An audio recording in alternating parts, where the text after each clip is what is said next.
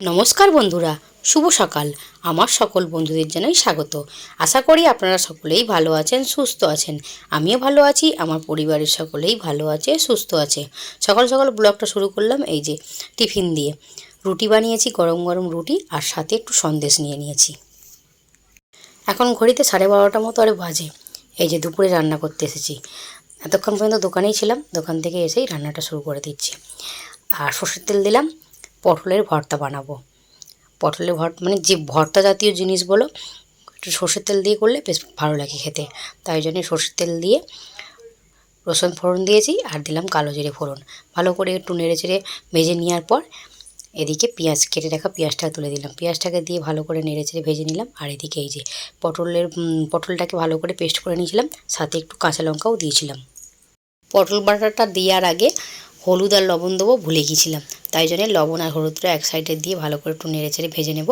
ভেজে নেওয়ার পর তারপরে যে পটল বাটাটা দিয়েছি না, ওটা দিয়ে ভালো করে ভাজবো। লঙ্কা গুঁড়ো আর দেবো না, যেহেতু কাঁচা লঙ্কা দিয়ে পেস্ট করেছি, তাই জন্যে লঙ্কা গুঁড়ো দেবো না।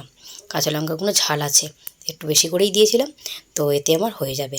আর এই যে একটু ঢেকে ঢেকে গ্যাসের ফ্লেমটা লো রেখে আমি পটলের ভর্তাটা বানিয়ে নিয়েছি। আর তেল ছেড়ে দিয়েছে, ভর্তাটা আমার হয়ে গেছে, নামিয়ে নিচ্ছি।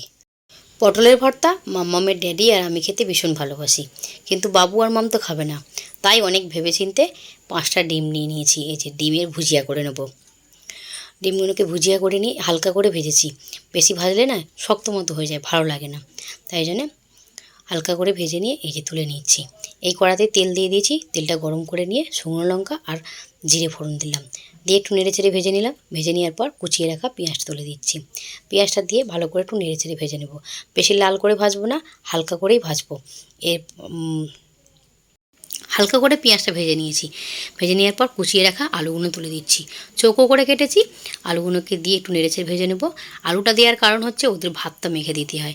মামার বাবুর ভাতটা মেখে দিলে, মানে আলু দিয়ে ভাতটা মাখলে না, ভাতটা বেশ ওরা খেতে পারে। আর ডাল আছে, ডিম থাকলে তো আর কোনো কথাই হবে না। এর আগে আমি ঝিঙে আলু সবজিটা করে নিয়েছি। ঝিঙে আলু ওরা তো খাবে না, অল্প করে আলু দিয়েছি। তাই জন্যে এতে একটু বেশি করেই আলু দিলাম। দিয়ে এই যে ভেজে নিয়ে আদা রসুন দিয়ে দিলাম। আদা রসুনটা দিয়ে ভালো করে নেড়ে চেড়ে ভেজে নিলাম, যাতে কাঁচা গন্ধটা না বেরোয়। এবার এর মধ্যে মশলার রেলগাড়িটা দিয়ে দিচ্ছি। হলুদ গুঁড়ো, জিরে গুঁড়ো, ধনে গুঁড়ো, আর দেবো লঙ্কার গুঁড়ো। লবণটা আমি আগেই দিয়েছিলাম, দিয়ে ভালো করে নেড়ে চেড়ে ভেজে নিয়েছিলাম, যাতে আলুটা তাড়াতাড়ি সেদ্ধ হয়ে যায়।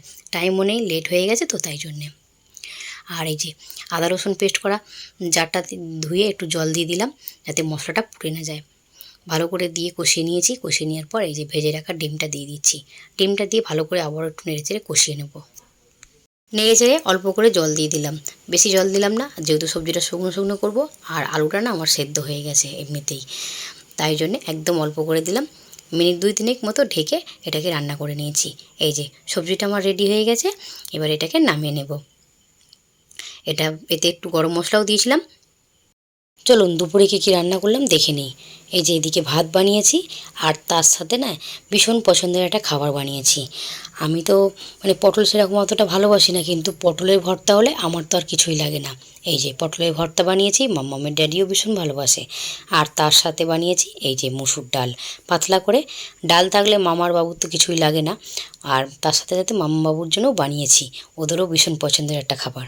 আর তার সাথে এই যে বানিয়েছি ঝিঙে আলুর সবজি। ওরা যেহেতু খাবে না, তাই জন্য একদম অল্প করে করেছি। আর তার সাথে এই যে ডিম ভুজিয়া করে আলু দিয়ে সবজি করেছি। মামার বাবু ভীষণ ভালোবাসে। এখন সন্ধ্যাবেলা এই যে মাম্মাম বসে বসে টিফিন খাচ্ছে। দোকান থেকে বিস্কুট নিয়ে এসছে, বিস্কুটের ভিতরে এই যে কি চকলেট রয়েছে। চকলেটটা বার করে খাচ্ছে আর টিভি দেখছে। আর সন্ধ্যের দিকে না সময় পাই না ঠিকমতোভাবে, তবুও চেষ্টা করি মাঝে মাঝে একবার সময় করে ওদের খাবার বানিয়ে দিই। বেশিরভাগ অংশটাই ওরা দোকান থেকে খাবার নিয়ে খায়। আজকের মতো ব্লগটা এখানেই শেষ করছি।